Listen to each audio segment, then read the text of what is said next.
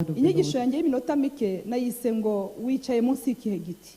The message is, which tree are you seated under? Ese utuye hehe? Where do you live? Ni ikihe giti utuye munsi? Which tree do you live under? Turabona umugore udasanzwe, We see a umugore usizwe, woman that is anointed. ariko gusigwa kwe turabona ahantu habivana. But her anointing comes from somewhere. Ya Abacamanza 4 ku murongo wa 5. Judges 4:5. Ya icyo gihe umucamanza w'Abisirayeli yari Debora. Niko havuga. Amen. Reka dusomere mu Kinyarwanda, ikamuhasome vuba vuba kugira ngo aravuga ngo icyo gihe umucamanza w'Abisirayeli, nta nubwo ari umucamanza w'abagore gusa, nubwo nawe yari umugore w'Abisirayeli, yari Debora, umuhanuzikazi muka Lapidoti. Umuhanuzikazi muka Lapidoti yaratuye munsi y'igiti cy'umukindo wa Debora. Gira umuntu umbwira ngo umukindo wa Chantal, shyiraho izina ryawe. Say, under a palm tree of Fiona. Ndashaka usuhuza umuntu umbwire ngo umukindo wa runaka, mubwire izina rye. The palm tree of your neighbor's name. Ubuhamya bwanjye, My testimony, intwaro yanjye. my weapon. Umukindo The palm tree, yaratuye munsi y'igiti cy'umukindo she lived under a palm tree wa Debora. of Deborah. Uyu mukindo wari ufite umuntu wawuteye, wari ufite nyirawo, Someone had planted this palm yitwa tree Debora. called Deborah. Dufite abagore bari bashaka kugama munsi y'ibiti by'abandi, ariko uyu mugore yari afite igiti cye. This woman had her own tree. Gira umuntu mbariza ngo wibitseho ubuhe buhamya bwawe. So ask your neighbor, what is your testimony? Dufite uyu munsi abantu bari barota umuriro w'amahanga kuko badafite ubuhamya bwabo. People are looking for Hallelujah. foreign fire because they don't have Dufite uyu their munsi testimony. abantu bameze nk'abakobwa 5, muzi ko mu bakobwa 10 harimo 5 b'abanyabwenge n'abandi 5 b'abapfapfa. We have people who are like 5 ladies, the foolish ones and the Barasinzira wise bose ones. kuko bijya bibaho, n'abakiranutsi bagasinzira, ibihe bijya bisinziriza, ibihe bizana ingorane. Bose barasinziriye, abanyabwenge n'abapfapfa bose barasinziriye. They all slept, the foolish and the wise ones. Ariko ngo umukwe aratinda, niyo mpamvu basinziriye. And the groom took long, so Ariko they mbere yo slept. gusinzira ngo babanza guhunikira. So before sleeping, they dozed off. Ariko mu gihe bari baryamye, As they were reka rero sleeping, umukwe abatungure. the groom surprised Bajya them. gusaba amavuta, abandi bibitseho something, bibitseho ikintu, bafite igiti bicaye munsi. So they wanted to look for anointing from those who were Bajya seated gusaba under the tree. amavuta, abandi bakobwa bari munsi y'igiti cyabo. They wanted oil for those who were Baravuga under ati their no tree. no no no, mujye kuyagura ku bahanjuzi. And told them, go and buy it. Bwira mugenzi ngo ntuzagura amavuta ku bahanjuzi. So don't buy Niko Bibiri oil. ivuga, ni Matayo 25. Bajya kuyagura ku bahanjuzi. They went to buy oil. Ndashimira Imana ko iki gihe ntabwo nzajya kugura amavuta ku bahanjuzi. Thank the Lord I'll not Mfite buy igiti oil. cya minyone. I have my own Ese hari umuntu tree. wamubona akavuga ngo mfite igiti cyanjye? Tell your neighbor, I have my Ndashaka own uhanura tree. umuntu uri iruhande rwawe uti mfite igiti Imana tuziranyeho. I have a tree that God and I know Mfite together. ahantu naririye tubiziranyeho n'Imana. I have a place Mfite I ahantu live. na training iwe tubiziranyeho n'Imana. I have a place Mfite I ubuzima naciyemo nzibiziranyeho na Kristo. I have a Hari life of igiti God. kibitse ubuhamya n'abandi bagore batabimenya, ariko icyo giti nitereye turaziranye. There's a tree Hari holding abagore my bicaye hano testimony. baziranye n'umusego wabo. There are people Hari who abantu bari have aha their ngaha pillow. baziranye n'amateka yabo. There are people Gira here umuntu and the history mbariza knows ngo them. ni ikihe giti wateye, uri munsi y'ikihe giti. So ask your neighbor, which tree are you under? Haleluya. Mubibwirane mama we, bimumbarize ngo uri munsi y'ikihe giti. Ask your neighbor, which tree are you Hari under? abantu bafite aha ngaha ibiti by'ababosi babo, ariko umunsi bamwirukanye uzaba uwandi. There are those under their Hallelujah. bosses' trees. Haleluya, ndaza kubivuga.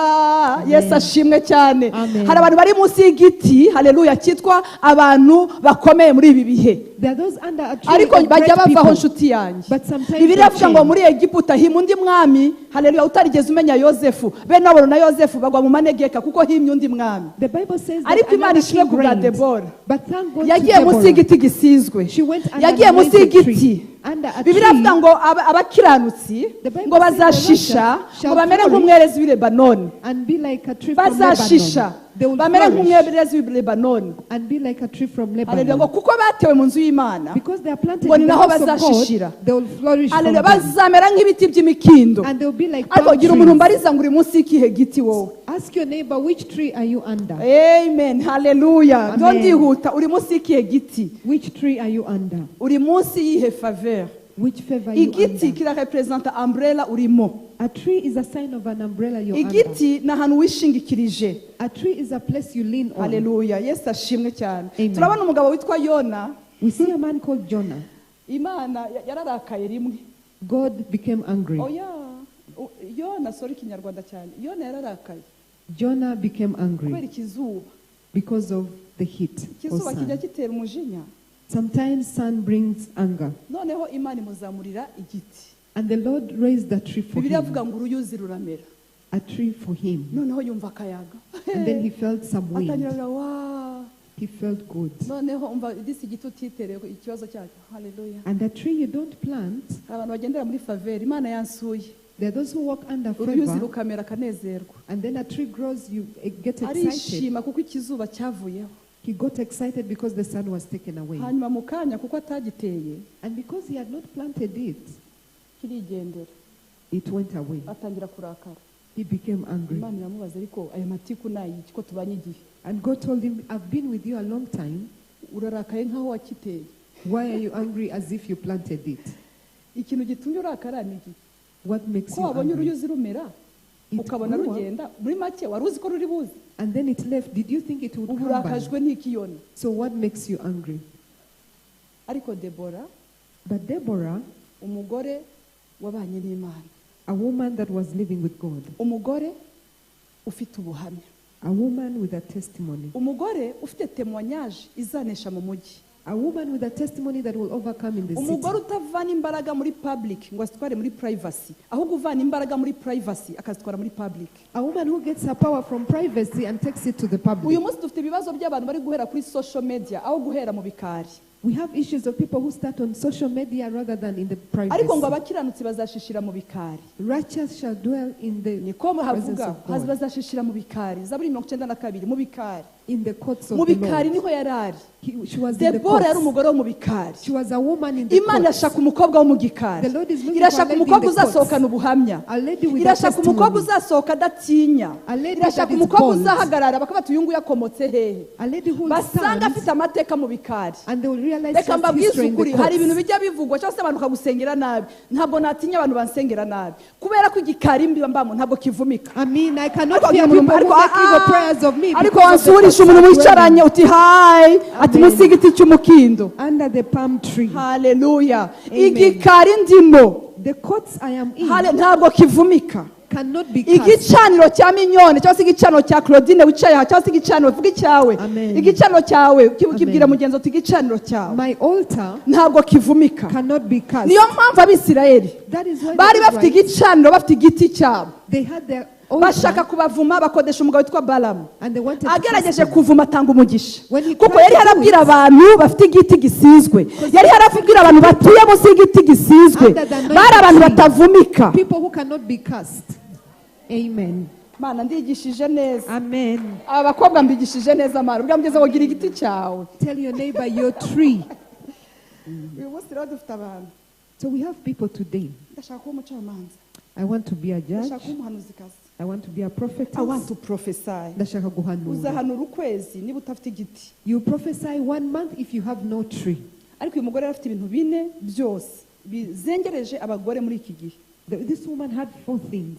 Umucamanza, A judge, umuhanuzikazi, a prophetess, mukarapidoti cya gatatu, a wife to Lapidot, kandi atuye munsi y'igiti cy'umukindo. Icyo ni icyumba cy'amasengesho cye. and under the palm tree, which was her prayer room. Ibi bintu byose nta hantu tubona yabyishe. She did not fail in any of these aba areas. umucamanza w'Abisirayeli A judge of the bakamusanga Israelites, munsi ya cya giti. and they would find her under the Igiti tree. kirimo amavuta, A tree with igiti anointing, kirimo faveur. a tree with Bakumva favor. avuga ibintu batajya bumva ahandi She would kubera speak ko ari things they never hear, atuyemo. because she lived there. Fiona uzi ko nasomye havuga ngo yari atuye munsi y'igiti, She dwelt under the palm tree. ntabwo yagisuraga, She did not visit yari it. agituye munsi. She dwelt Ikibazo there. dufite muri iyi myaka abantu barasura presence y'Imana ariko ntabwo bayibamo. The problem Ariko uyu people mugore yari visiting, agituyemo. she dwelt in the presence of God. Yewe, uyu munsi ndashaka kwimura munsi y'igiti cy'ubunebwe. I want you to take you out of that lazy Gira umuntu tree. umbwira ngo igiti kitatewe n'Uwiteka cyose kizarandurwa. Every tree not planted by the Lord will be uprooted. Ese mwavuze amena? Amen. Igiti kitatewe n'Uwiteka kizagira gute? Will be Kizarandurwa. uprooted. reka mbabwire abantu benshi nanjye ndimo bakunda abacamanza 5:7 Many people love Judges 5:7. ngo abatwari b'Abisirayeli bari baracitse intege That the elders were, kugeza ubwo njyewe Debora nahagurutse. until I, Deborah, Uyu raised mugore up. ntabwo ari umuhanuzi umuvuga, arivuga. She speaks of Ubundi herself. abantu nzi bivuze harimo Yesu. The people that speak about Niwe themselves, wavuze ngo Jesus. umwuka w'Umwami Imana ari kuri jye. When he said the Spirit of the Lord is upon me. Ariko undi muntu nzi wivuze ni Debora. But another woman is Deborah. Aravuga ngo Abisirayeli bari baracitse intege. When the elders of the Israelites Ariko were jye distressed. Deborah. And I, Deborah, Ntabwo wavuga ibi bintu utarasenze. you cannot say such things when you don't pray. Bwira mugeze ngo power of confidence. Imbaraga zo Iyi gushikama. confidence yayivanye munsi y'igiti cy'umukindo. And she got it under the palm tree. Amen. Amen. Ngo jyewe Debora kugeza igihe nahagurutse. I, Deborah, stood up Mba umucamanza w'Abisirayeli. and became judge Mu of gihe the abatware Israelites. bose bari down narahagurutse nka Debora. When all the elders were distressed. Ariko aha gatanu haza atuye munsi y'igiti cy'umukindo. And this comes when she was under the palm tree. Bakobwa beza, Imana yacu ni Imana ya preparation. Our God is a God of preparation. Niba utarateguwe If nakwasura yuko uzongera ukamanuka esikariye. If you've not been prepared, you'll go down the stairs again. Kandi n'abateguwe haba gutya. And even those who are prepared, there are ups and downs. Niyo ngira ngo urazamutse gutya burundu ntihagire ibintu. If you go up, Ubwiza bw'imisozi ni bya bintu bimera gutya. the goodness of the hills is the Niko ups harimo and ahantu downs. bimanuka bikazamuka. It goes up, it goes down. Ukabona ubwiza bwabyo. And then you see the beauty. Ukabona bote yabyo. You see the beauty. Abantu bakavuga ngo aramanutse we. And Ariko people say they're ntumanutse. going down, but you're Urugiye not kongera. down. You come up again. Ariko aho hantu But in that place, uwo nguwo umanuka gutyo ni umuntu wateguwe. as you go down, you've been prepared. Oya ugenda neza buhoro akamanuka neza akongera akazamuka. Slowly. and Ariko you come umuntu up again. utarateguwe But someone who is ntanyura not aho ngaho prepared, arahananuka. they fall down. Rero ntugahure natwe twamanutsemo muri beauty ugire ngo twahananutse. So don't find us when we've fallen a little bit and you think we are completely down. Wait. Tegereza gato. Amen. Ariko umuntu udafite igiti But someone without a tree gisizwe that is anointed, uramubona n'umwera hanze. you even see them out there. Iki giti rero So this tree, ndashaka uyu munsi mbasabe bene data I want to request you, dear, ugire umwiherero wawe n'Imana. have your fellowship, your encounter with the Lord. Ujye usohoka ariko ufite ikintu muri in. And you come out when you have something inside. Mureke tuve mu bintu byo guperforminga abagore. Ndabingize. Let's stop performing as Imana women. irambiwe performance yo kuri terrain itarimo imbere. God is tired of performance outside, which is not from inside. Bibiliya ivuga ngo Uwiteka ari muri jye imbere ni intwari kandi arakiza. The Bible says God dwells in me and he's mighty and saves. Ibintu tugiye kwinjiramo ntabwo ari ibintu byo kuvugavuga. So the things we're about to go in is not about eloquence. Ni ukugira ngo dusohoke tuvuge ibyo Imana yakoze by'ukuri. We need to speak what the Lord has done truly. Amen. Ku buryo niyo abantu bashaka kukwica uzabihagararaho kuko ni ubuhamya bwawe. Even if people would want to kill you, you will stand on it because it is your testimony. Niyo wabuneglija cyangwa se ukabufata for granted nzabuhagararaho kuko nzaho nabaniye n'Imana. Even if someone else takes it for granted, you know where the Lord brought you from. Season yanjye nzayibamo neza. So I will live in my season well. Hariho abantu rero bariho baratambuka saison bagashaka kuba muri summer kandi bakiri muri winter. There are people who want to go forward in seasons, yet they're in winter and they want to live in summer. Suriza umuntu iruhande rwa ngo uraho uri muyihe. So ask your neighbor, which season are you in? Mumbarize umukobwa w'Imana turi muyihe nshuti yanjye. Which one are you in? Buri saison igira umwenda wayo. So every season has their own dressing. Ariko kubona wambaye imyenda ya summer mu mbeho twakureba tukumirwa. If you're dressed in summer clothes in winter, Ariko we'll dufite be n'abantu bajya baza surprised. kuzuba hano bambaye amaboti agera aha ngaha. And there are people who come in summer with boots Kuko babibonanye abasitari bakaza hano babyambaye. and they imitate celebrities Ukabona yambaye ikoti ry'imbeho mu zuba. with a winter Okay, jacket. tuhita tubona ko usirimutse vuba. Maybe we Semeni ya see you're mina. trying to come up. Koraho umugenzi wawe muramutse neza. Haleluya. Amen. Amina. Amen. Tubona abantu bambara za fime izuba ryagiye. Aho kuko ari rinete aguze vuba zivuye mu Butaliyano. Ukabona nijoro tu arashaka kuzigumana. We see people with shades during the night just because they want to show them off. Bya mugenzi wawe ngo ni igihe cyo kuvugisha saison yawe. It is time to speak to your season. Ni igihe cyo kuvugisha saison yawe. Time to speak to your season. Ariko waba muri winter, You in waba muri winter, summer, in waba muri summer, spring, in spring, ugomba kuba munsi y'igiti gisizwe. you just have to be under an anointed tree. Ndashaka kubabwira ngo hari undi muhanuzi witwa Eliya, abami ba mbere 19 ku murongo wa 4. Another prophet, Elijah, 1 Kings, yabaye munsi y'igiti kibi.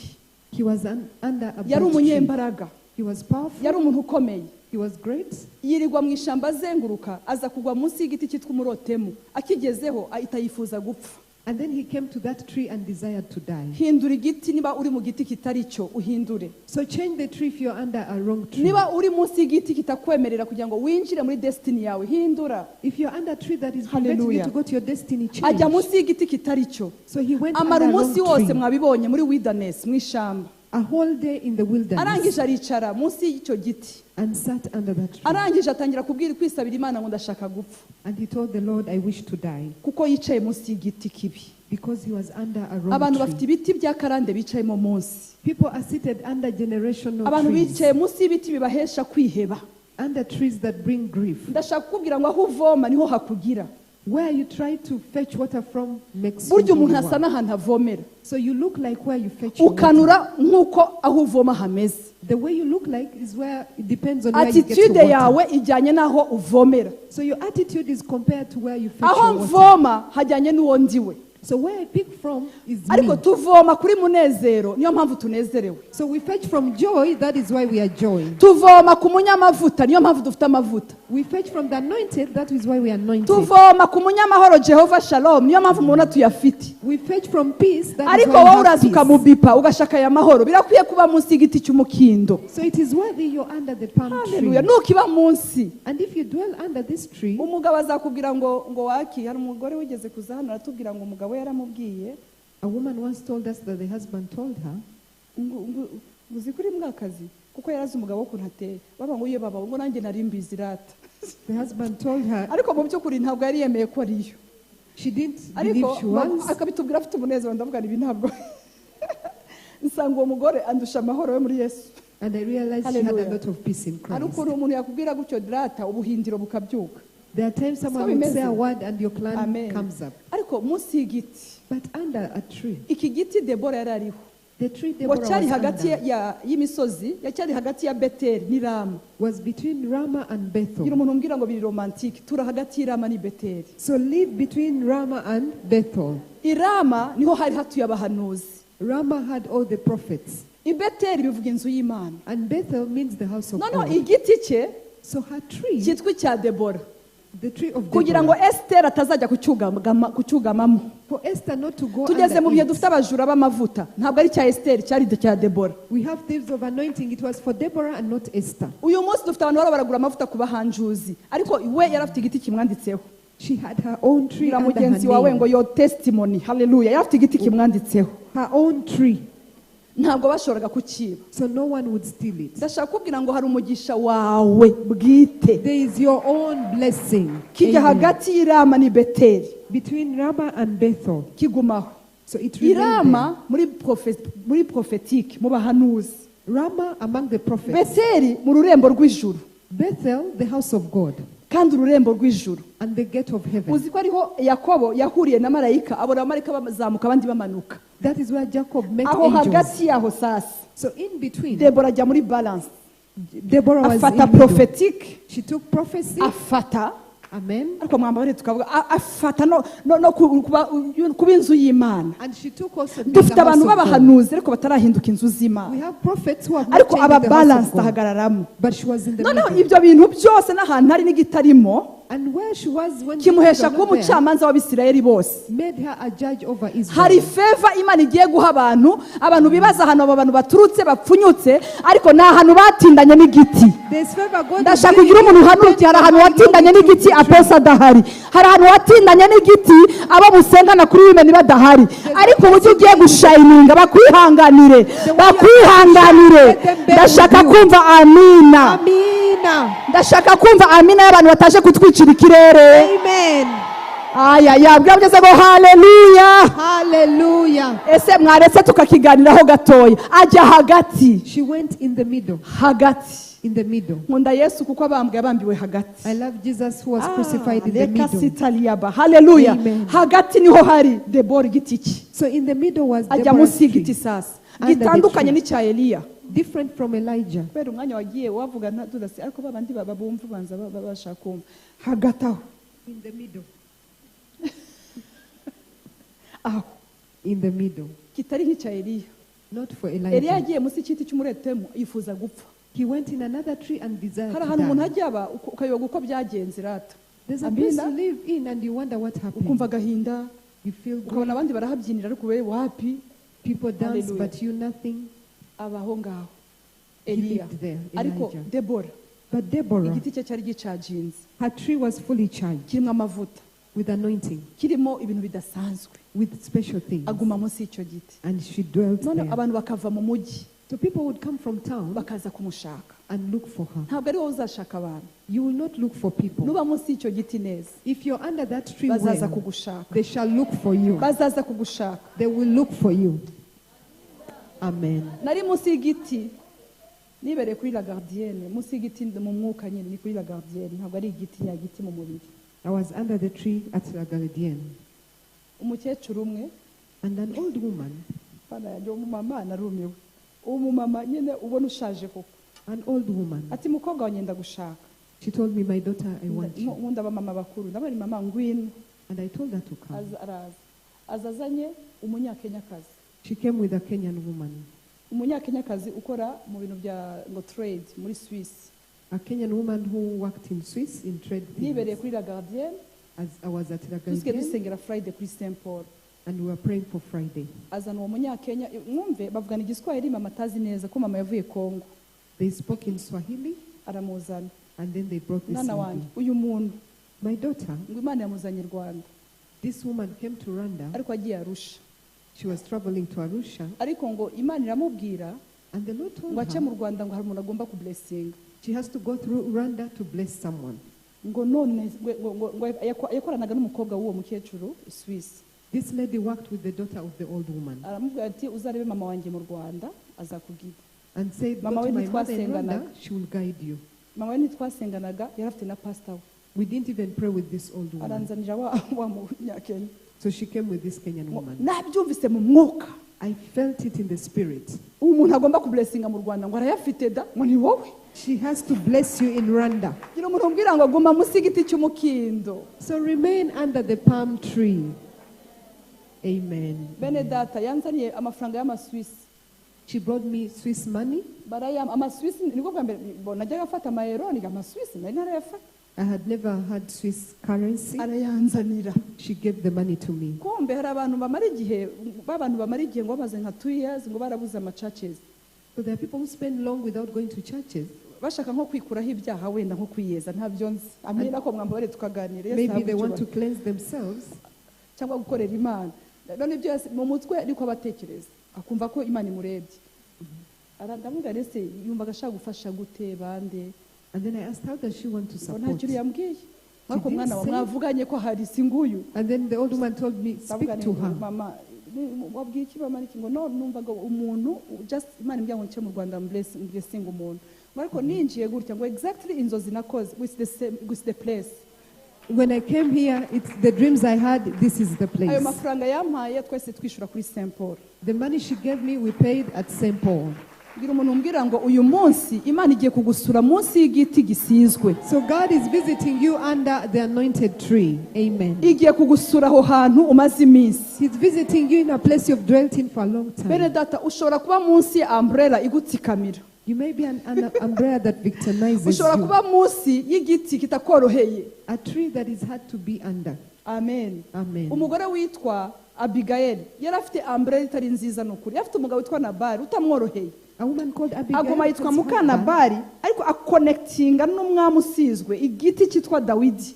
Arangije akora icyo agomba gukora kugeza ubwo yabaye umugore w'umwamikazi muri future. She connected to anointed tree until she became a wife of the king. Gira mugenzi ngo kwaje reba uko witabara nawe. So tell your neighbor, try to find out ways to rescue yourself. Ariko gira mugenzi ngo kwaje nawe urebe uko utabarwa. Amen. Amina. Yesu ahabwe Amen. icyubahiro. Amen. Amina. Amen. Ntabwo nshaka kubatindira abo umucamanza kazi, abo umuhanuzi kazi. Amen. Ntabwo yagiye guhanura amandazi n'ibitebo byuzuye by'amandazi, yagiye guhanura bifatitse ko yari munsi y'igiti kiri mu bwenge, igiti cy'amavuta, igiti kidasanzwe. Akomeza abamukara pidoti. And she continued to be the wife of Lapidot. tubonye abagore ab'umuhanuzikazi yamara kuba umucamanza akumva atagikeneye kuba muka Lapidoti. We've seen women, when they are prophetesses, they don't want to continue being ikintu wives of kintangaza nuko Lapidot. Lapidoti batavuga icyo yakoraga niba yari umukanishi ariko mwamvugiye ngo haleluya. Here they don't Amen. mention the Ariko se murahari profession of bene Lapidot. mwamugenza ngo shiraho titire ishobotse yose njyewe narabishatse. They don't say what he was hariho doing. abantu nyine bakunda kuvuga muri nobility bagakora editing mu ivugabutumwa ngo Lapidoti buriya ngo yari umugabo. Lapidoti nta kintu bamuvugaho. There's nothing they mention about him. Okay, Lapidoti ntibavuga ngo yari bishop. They don't say whether he was a hari bishop. ibyo mwari mwasoma Oh yeah. munsubize Oh yeah. bivuga ko Lapidoti mamaje ashobora kuba yarajyaga mu kabari. Maybe Lapidoti would sleep in the bar. Lapidoti ashobora kuba yaranywaga wine agasinda. Maybe he was a drunkard. Lapidoti ashobora kuba ari umugabo urumva umusongarere wikirira igisoro. Maybe he would just be around town. Ako mwamvugiye ngo amina rata. Amen. Kuvuga rero baraseka aba young mothers akoraho umugenzi ati Lapidoti ntacyo bamuvugaho. Nothing is mentioned about Ese Lapidot. muracyankunze? Yego. Lapidoti nagerageje kumureba. Afite umugore umucamanza uzwi ku gihugu cyose. Had a wife who was a Umucamanza prophetess. w'igihugu. A prophetess of the country, Mbega ibintu w'igihugu cyose. of the whole nation, Akongera noneho akaba n'umuhanuzikazi. and also a prophetess, Noneho akaba muka Lapidoti. and a wife to Lapidot. Ashobora kuba yari afite nk'imodoka bamuhaye y'akazi igezweho. Maybe they had given her a car. because of Yagera the mu rugo adoption. Lapidoti ati nutayima ngo nyitware And when she gets uramvira home, muri uru rugo. it would be issues. Ntabwo tubisoma. We don't see that. Bwira mugenzi wawe ngo Lapidoti mwubaha uko ari nawe ube umucamanza mu mwanya wawe. Respect Lapidoti and also be a judge in your position. Lapidoti uyu rero iyo utamwitondeye uyu nguyu So if you don't take care of Lapidot, ushobora kuvuga development ikanga. you may speak development and it doesn't come. Lapidoti ntabwo bavuga ko yavugaga English. They don't say whether he would speak in English. Ushobora kuba yarakuriye mu bwiza bw'i Burundi. Maybe he grew up from Burundi. Ndabwira abanyabujumbura mu bwiza. Maybe he came from that, Akaza akavuga igiswahili neighborhood. wowe uvuye ahantu muvuga English. and he speaks Swahili. Hari abagore And, b'abacamanza bagenda barya. and women judges. Umuntu yavuga akarengera arengeje ingingo agasa nk'urwaye crise. And when people go beyond, you almost feel sick. Sorry to say this. Ya mugenzi ngo Lapidoti. Lapidot. None se mama nicyo uzakora So what will you do muri iki gihe utabaye balanced? if you're not balanced? Nicyo uzakora uri umucamanza ko dore Imana amavuta yaduhaye uri umucamanza uri umuhanuzikazi ukeneye igiti. What will you do when you're a judge and a prophetess? You Ukeneye need a tree. igiti ugenda iminkanyari ikavaho. You need a tree where wrinkles go away. Bibiliya avuga ngo azatwara itorero ngo aryishire namara kuryishira ngo ridafite ibizinga n'iminkanyari. He will take a church without a stain and Iri ni wrinkles. ijambo ubundi ribwirwa abagabo And this is a word that is spoken to kuko men. Kristo riba ari umutwe w'itorero n'umugabo n'umutware w'urugo. Because if Christ is the Agomba head of gufata the umugore we church, akamwiha so he takes the wife and gives to akamutunga ku himself buryo uwo mugore azamugeza kuri Kristo nta munkanyari. until he makes sure he gets this Ariko woman abagabo to muri Christ. iki gihe badateza iminkanyari ni bangahe? But how many men don't cause wrinkles these days? So nutaba munsi y'igiti ugashaka ko kumara umunkanyari antiride byamugeze ngo antiride. So if you're not under a tree Nutaba munsi y'igiti kikumara umunkanyari. that takes away wrinkles, Nutaba munsi y'igiti kigukuraho ubusaza n'ubukecuru. if you're not under a tree that takes away old Nufata age, ibyiringiro byawe ukabishira muri Lapidoti. if you put your hope in Lapidot, Ubu wicaye muri women nta nubwo uri kumva ijambo uracunga amasaha atahira ubwo se turabigira dute? Ariko you are babwiye here ngo but amen. you're trying to know the time your husband will get home. Suriza umuri iruhande ngo uraho Yesu ashimwe cyane. Amen. Ubwo ufite itapi iruhande rw'igitanda cyawe. Do you have a carpet next to your bed? Ubwo haleluya. Amen. Mureke tubiganire. Amen. Amen. Amen. Ko nta hantu twasomye ko Lapidoti nawe afite umwanya asenga cyane abana n'Imana. We didn't see any place where Ashobora no kuba ari Lapidot umugabo uri prays. smart. Maybe he's a smart man. Ashobora no kuba ari umugabo ukora uri international ufite international job. Maybe he had an international Ashobora no job. kuba ari governor wenda. Maybe he was a governor. Ashobora no kuba afite standard Maybe he was on a certain ariko standard. bibiliya avuga ngo igihe umwuka w'Imana, umwuka wa Satani, igihe umwanzi azaza nk'umugezi, Imana izashyiraho standard, umwuka w'Imana. That when the devil comes, the Lord will place a standard. So ndashaka kubaha standard umwuka wera duhaye. So I want to give you the standard the Holy Spirit is giving us. Ni igiti cy'umukindo gisurinye, ugira umuntu umbwira ngo gira igiti cyanditseho izina ryawe. So tell your neighbor, have a tree with your name written on it. Hari intege nke ziteye ubwoba bene data, There's a lot of weakness ziteye ubwoba.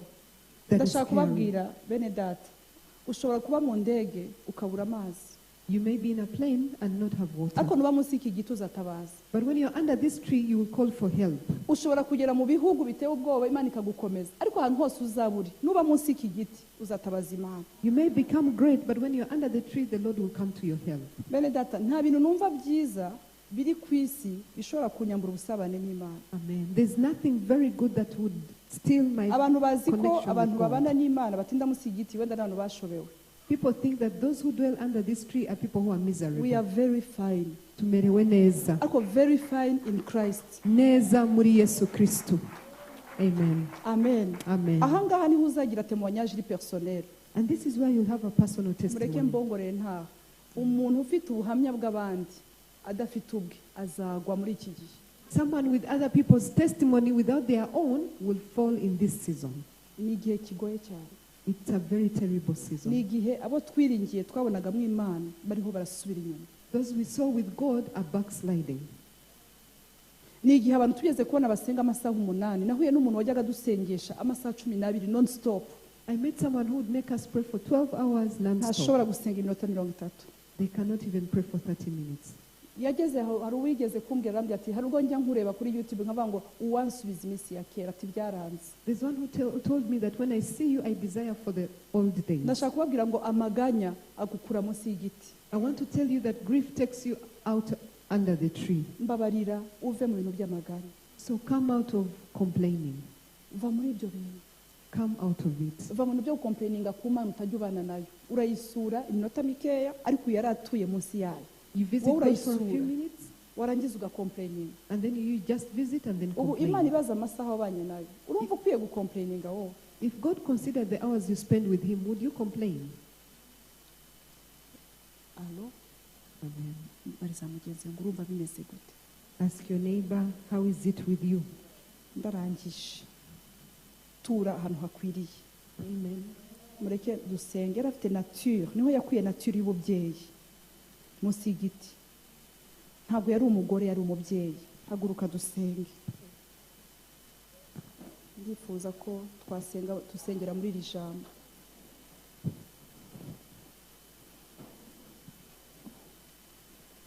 Akomeje kureba ibintu Debora yakuye hano. Sanga yari afite nature y'umumama. Aravuga ngo nge Debora mba umubyeyi w'Abisirayeli. Ntabwo yabaye umugore mu Bisirayeli gusa, yabaye umubyeyi. Umubyeyi ntabwo ari don, ni nature, ni ikintu kiba mu muntu ariko yakivanye munsi y'igiti. Abagore benshi ni abagore, ariko Imana irashaka umugore waba umubyeyi, akava mu kintu kijyanye no kwambara ijipo ariko adafite impuhwe, ahubwo umubyeyi ufite nature y'ububyeyi, umugore ufite nature y'ububyeyi niwe Imana ishaka, ni umugore uri munsi y'igiti. Amen. Amina. Vugira ngo amen. Nasanze uyu mumama yari yararenze kuvuga ngo gender, kuko umugore ni gender ariko umubyeyi ntabwo ari gender. Ntabwo umubyeyi si gender, bya mugenzi wawe n'umugabo yaba umubyeyi. Haleluya. Twese ntabwo ari kuvuga ngo abagore nibo bari muri, ariko umubyeyi n'umwana muto yaba umubyeyi, n'umuntu udusanzwe yaba umubyeyi. Ariko turabuza abo bagore, tubuza abantu bafite izo mpuhwe, tubuza abo bantu batinze munsi y'igiti bashobora kuramira iyi si irusha. Kandi umuntu wese abisabye yabibona, ntabwo ari ikintu Imana iha bamwe. Ushobora kuba umubyeyi nk'uko Debora yageze igihe akora declaration, aravuga ngo nuko nge Debora mba umubyeyi. Agera igihe abivuga, akora témoignage iri personnel. Ndifuza ko twagera mu gihe tubona abamama ashobora guhagarara akavuga ngo mba umubyeyi w'iriya quartier, ariko we yabaye umubyeyi w'igihugu. Amen. Ntabwo Imana iri kugusaba igihugu, ariko byibura bo umubyeyi ahi muri territoire y'iwawe, basi mu rugo rwawe bo umubyeyi. Amen. Umwanya utekereza makiyaje, ariko banza utekereze koko abo bana bawe bafite umugati, bafite icyo bawusigamo. Aleluya, aleluya. Eske abo bantu muturanye bameze gute? Eske bene wanyu abo muvukana iwanyu uherutse gutwara n'umufuka w'akawunga? Amen. Ariko ububyeyi kubera gutinda, kuba muri distraction, kubera mu kintu cyo gushowinga, iyi mpano iri kubura muri ibi bihe. Ubu buntu cyangwa se iyi nature iri kubura, ariko nta handi yashoboraga kuyikura.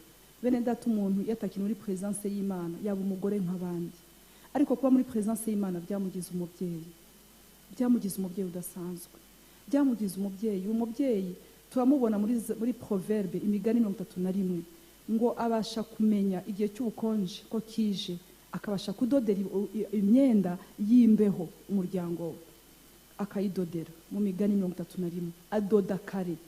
N'umugore uri proactive, birashoboka ko ari inyigisho ishobora kuri simple ariko ikomeye mu buzima bwacu.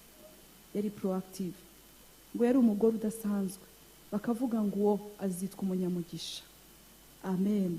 Kuko ari umugore wamenye kudoda, ari umugore uzi imyenda ijyanye na saison. Amen. Imana ikomeze kudufasha, ikomeze kudufasha. Abe niyo banyuze ahantu hatandukanye mu maguriro hirya no hino. Amina. Nukuri mureke abatukomokaho, abo twamenyanye, inshuti za hafi n'iza kure, bazamenye ko bahuye n'abagore bari munsi y'igiti cy'umukindo, abakobwa bari munsi y'igiti cy'umukindo. Dukeneye abo bantu. Imbaraga zatumye Debora abasha guhangara umugabo witwa Baraka ntabwo zari z'inyama n'amaraso, ni umwuka w'Imana wari umurimo. Aho yatindaga hamuheshaga kubasha kuvuga, akavugisha abakomeye. Yavugishije General Baraka adafite ubwoba kubera aho yari atinze. Amen. Yesu ashimwe, Yesu ashimwe, Yesu ashimwe. Turabona afite umugabo batavuga amateka ye, ariko baravuga ngo ni muka Lapidoti. Amina. Yesu ashimwe. Bene data, ntabwo yihakanye identite ye kubera icyubahiro yari afite. Amen. Position yari ahawe, tugeze mu gihe muri iyi minsi position ziri gutuma abantu bashaka kwiyambura identite yabo. Yesu turiho turamuhisha. Haleluya. Turamuhisha, turajya mu bahanga, mu bantu bakomeye ntitubashe kumugaragaza, kandi nyamara ni umwami wacu, ni watugiriye neza. Amina. Ariko Debora avuga ngo muka Lapidoti, birakwiye ko natwe bamenya ko turi abakristo, bamenya ko turi abantu bavutse ubwa kabiri. Ntacyo bitwaye, ntabwo bikoze isoni. Bibiliya avuga ngo mwene ibi byiringiro ntabwo bidukoze isoni. Amina. Tugeze mu gihe abantu baro barahisha aho basengera. Haleluya, haleluya. Ugasanga yasengeye hamwe mu gitondo handi nimugoroba kugira ngo agende ahantu hasengera abadiplomate benshi, ariko birakwiye yuko ubasha kugira identite. Identite ni ikintu cy'ingenzi bene data. Tugeze mu gihe gikomeye isi muri crise y'identite, aho abana bihakana ababyeyi babo. Amen.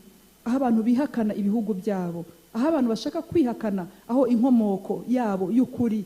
None no mu itorero byarateye, ariko abagabo bitwa ba Daniel bamaze kugera muri Babylon ntabwo batakaje icyo kintu, kuko bari munsi y'igiti, bari munsi y'ubuntu bw'Imana, bari munsi y'igiti bakuramwe imbaraga. Bivuga ngo natwe twamera nk'abandi tudafite igiti turi munsi. Niyo mpamvu dusaba ubwo buntu, turasaba icyo giti kidukinga izuba ryo mu gihe cya nyuma. Amina.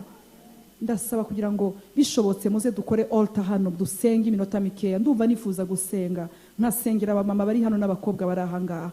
Ndumva badufasha kugira ngo tubashe gufata umwanya dusenga Imana. Dukeneye kumenya uko twahagara muri iki gihe. Ibintu byose rero biriruka, ibintu byose rero biriruka. Bamwe bari mu butayu, abandi bari mu bisubizo, abandi haleluya mbese biri muri gatebe gatoki. Ibintu bizunguruka. Ariko ikintu cya mbere dukeneye, ese waba warakiriye Yesu nk'umwami n'umukiza wawe? Utuye he? Amen. Dukeneye gutura ahantu abadayimoni batagera.